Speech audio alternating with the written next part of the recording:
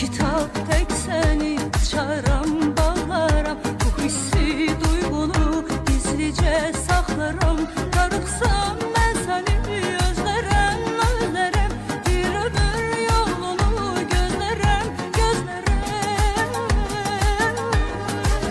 Beni menden koparsan, götürürsen, aparırsan, bunu hiç kimse bacarmır ama sen tek bacarırsan.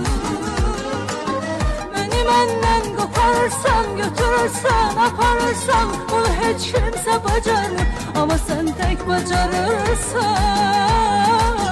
ama sen tek bacarırsan.